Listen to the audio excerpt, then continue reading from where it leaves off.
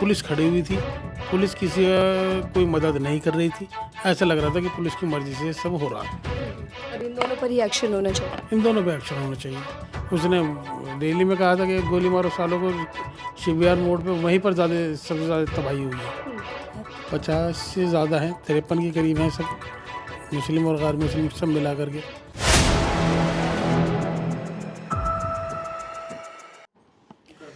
नमस्कार, आप देख रहे हैं 4PM, मैं आपके साथ नफीसा खान। दिल्ली दंगों मामलों में दिल्ली के नए नवेले कानून मंत्री कपिल मिश्रा के खिलाफ एफआईआर के आदेश दे दिए गए। ने एफआईआर के आदेश दिए, उसके बाद सवाल ये उठने लगा कि आखिरकार कानून मंत्री कपिल मिश्रा क्या अपने पद से इस्तीफा देंगे। इस्तीफा दे ना दें, लेकिन इस पर सवाल कई हैं। सवाल दरअसल शुरुआत हुई कहाँ से। 5 साल बीत चुके हैं दिल्ली दंगों के मामले को लेकर, लेकिन दंगों की गुत्थी जो है वो अभी भी उलझी हुई है। इसी कदर किस्से कहानियाँ आती हैं, कई लोग जेलों के भीतर हैं, कई लोग जेलों के बाहर हैं, लेकिन किसी को इंसाफ की जो एक आस है वो दिखाई नहीं देती। महमूद प्राचा, सुप्रीम कोर्ट के जाने माने अधिवक्ता, उनके साथ मिलकर मोहम्मद इलियास ने एक याचिका दायर की और उस याचिका में कपिल मिश्रा के खिलाफ कई तरीके के बयान दिए गए, जिसके बाद ये एफआईआर के आदेश दिए गए। मेरे साथ मोहम्मद इलियास जी, उनसे ही जानते और समझते हैं कि दिल्ली दंगे जब हुए तब वो कहाँ थे, क्या देखा, और अब जब याचिका लगाई है कपिल मिश्रा के खिलाफ तो क्या सबूत के साथ हैं, किन आधारों पर हैं और क्या क्या कुछ वो बताते हैं। बहुत बहुत स्वागत है सर आपका। इलियास जी, शुरुआत इससे करते हैं, दिल्ली दंगे अचानक से दिल्ली में फैल जाते हैं, उस दंगों के वक्त आपने क्या कुछ देखा? दिल्ली में 23 फरवरी को 2020 को दोपहर में मालूम हुआ लोगों से कि करदमपुरी रोड पर रिक्शाओं के साथ और 3 व्हीलर वाले या दूसरे टाटा सूमो वगैरह, ये इनकी तोड़फोड़ हो रही है। तो हम लोग वहाँ देखने के लिए गए तो देखा कि कपिल मिश्रा अपने बहुत सारे साथियों के साथ मिलकर वहाँ पर गाड़ियाँ तोड़ रहे हैं, ख़ास तौर से मुसलमानों की और हरिजनों की। सिर्फ नाम ले लेकर के ढूंढ करके वो तोड़ रहे थे। मैंने वो देखा वहाँ पर 23 तारीख को। और पुलिस खड़ी हुई थी, पुलिस किसी कोई मदद नहीं कर रही थी। ऐसा लग रहा था कि पुलिस की मर्जी से सब हो रहा है। पुलिस पर भी सवाल आपने यहाँ उठा दिया और आपने कहा कि जो कपिल मिश्रा और उनकी जो टीम थी वो चिन्हित कर लोगों की गाड़ियों को तोड़ रही थी। ये सब कुछ तब हो रहा था जब प्रोटेस्ट चल रहा था, या प्रोटेस्ट के बाद? ये किस वक्त का ये पूरा मामला है? ये तकरीबन दोपहर की 1-2 बजे के टाइम की बात है। दोपहर का टाइम था, घड़ी में टाइम तो मैंने नहीं देखा था, लेकिन ये दोपहर थी। तब वो मैंने देखा कि लोग वहाँ पर एक गाड़ी तोड़ रहे हैं, मुसलमानों की और हरिजनों की। पुलिस तैनात थी? पुलिस तैनात थी, पुलिस चारों तरफ थी, लेकिन कोई रोक नहीं रहा था उनको, कोई एक्शन नहीं लिया? कोई एक्शन नहीं लिया। और एक और वीडियो वायरल भी हुई, पूरे देश ने देखी कि कपिल मिश्रा पुलिस बल के साथ खड़े होकर कैसे चेताते हैं, किस तरीके की भाषा का इस्तेमाल करते हैं कि गोली मारो सालों को। 5 साल हो गए, दिल्ली पुलिस कहती है कि कपिल मिश्रा का कोई दोष नहीं, किसी तरीके से इस मामले में शामिल नहीं है, लेकिन अब एफआईआर आपके इस पूरी याचिका के बाद होती दिखाई दे रही है। जी, कोर्ट में थोड़ा लेट तो है, लेकिन ऐसा नहीं है कुछ नहीं होगा। वहाँ से कानून इतना मजबूत है हिंदुस्तान का, बाबा साहब ने इतना मजबूत संविधान दिया है कि आदमी को मायूस होने की ज़रूरत नहीं है। लेट तो हो सकता है, लेकिन वो इंसाफ ज़रूर मिलेगा। लेकिन जो दिल्ली पुलिस बचाव में खड़ी है लगातार, ठीक है, लेकिन कब तक बचाव करेंगे? मुजरिम का साथ देना कोई अच्छी बात तो है नहीं। जब उन्हें पता चल जाएगा कि ये वाकई मुजरिम है तो वो हट जाएंगे उससे। तो आप मानते हैं कि दिल्ली दंगों में जांच न केवल उन लोगों की होनी चाहिए जो प्रोटेस्ट में शामिल थे, या फिर कपिल मिश्रा जिन्होंने बयान दिए, या दिल्ली पुलिस की भी होनी चाहिए जो ऑलरेडी शायद चल भी रही है? हाँ, दिल्ली पुलिस की होनी चाहिए। दिल्ली पुलिस का कुछ अफसरों का जो रोल है वो दिल्ली दंगों को भड़काने का है। कुछ अफसरों का, सबका नहीं। सब अगर होते तो दंगा रुकता ही नहीं, दंगे में और ज़्यादा नुकसान होता, बड़ा नुकसान होता। सारे नहीं, लेकिन कुछ मामले ऐसे हैं जहाँ पर पुलिस का रोल लगता है कि ये दंगे भड़काने में है। अच्छा, आप कहाँ के रहने वाले हैं सर? आप? मैं यमुना विहार के ही रहने यमुना वाला हूँ। विहार, पूरा जो इलाका जहाँ दंगे भड़के, क्या पहले से ये महसूस हुआ या आसार बन रहे थे कि यहाँ पर कुछ हलचल होने वाली है, किसी तरीके का तनाव बढ़ेगा, या एकदम अचानक से सब कुछ हुआ? मुझे तो ऐसा लगता है कि अचानक से ही हुआ है क्योंकि उस दिन एक रैली थी जी। अ,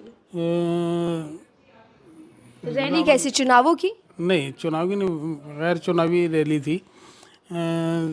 इनकी जो रावण के नाम से मशहूर है, चंद्रशेखर आज़ाद, उनकी थी। और कुछ आदमी जाने थे, लेकिन वहाँ पर करदमपुरी में उन सबको रोक दिया गया और उसी से फिर वो झगड़ा शुरू हुआ है।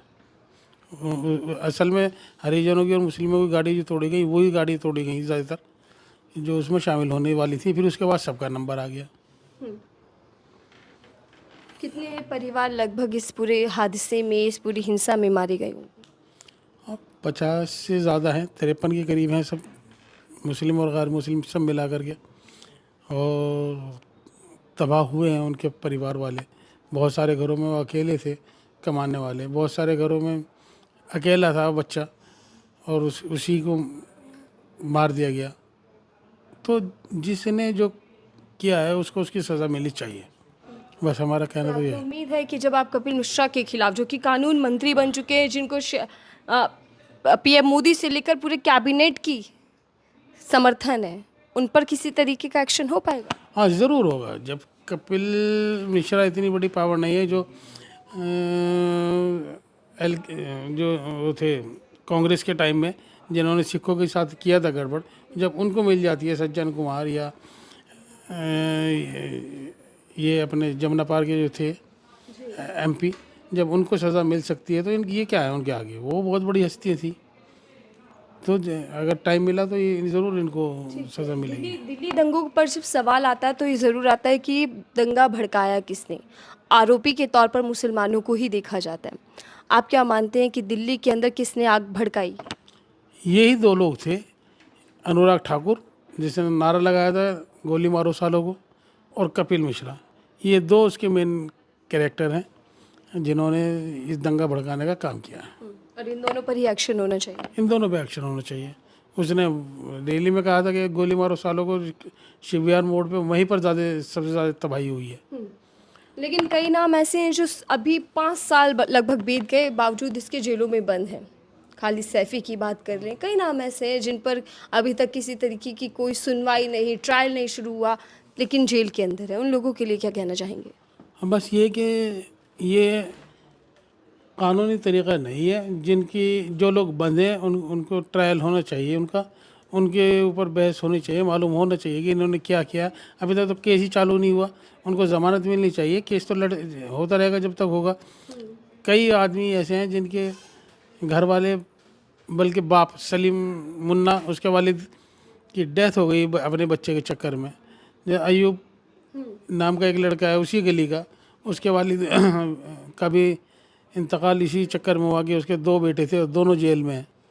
तो ये उनको बेल मिल। यासी, मुझे बताइए, आप याचिका लगा रहे हैं कानून मंत्री के खिलाफ, ठीक है, उस याचिका में संज्ञान कितना लिया जाएगा ये भी महत्वपूर्ण रखता है, लेकिन दिल्ली के दंगों के बाद सबक लिया क्या सरकार ने? क्योंकि संभल हमने देख लिया, नागपुर हमने देख लिया, जबकि केंद्र सरकार, डबल इंजन सरकार ये दावा करती है कि अब दंगे जैसी चीज़ देश से गायब हो चुकी है, कोई दंगा फसाद नहीं होता। नहीं, दंगे तो हो रहे हैं, बस ये कि इस कदर हो रहे हैं कि लोग समझदारी से, कुछ लोग समझदारी से काम ले रहे हैं, दंगे से बच रहे हैं। वरना दंगे तो हर वक्त तैयार रखे हैं, छोटी छोटी बातों पे दंगे होने के लिए तैयार हैं। लेकिन वो लोग ये सोच रहे हैं कि नहीं, नुकसान हो जाएगा, कारोबार पहले ही नहीं है, कारोबार और ज़्यादा ख़राब हो जाएगा। बिल्कुल, अब दाल रोटी खाना है वो भी मिलनी बंद हो जाएगी, इसीलिए लोग दंगा नहीं कर रहे हैं। लेकिन क्या दंगा सुयोजित होता है? संभल में हमने हिंसा भड़कती देखी मस्जिद के नाम पर। वो तो पहले से प्लान, हर चीज़ का बगैर प्लान के तो कुछ होता ही नहीं है। ये जो भी बड़ा झगड़ा होगा प्लानिंग के तहत ही होगा।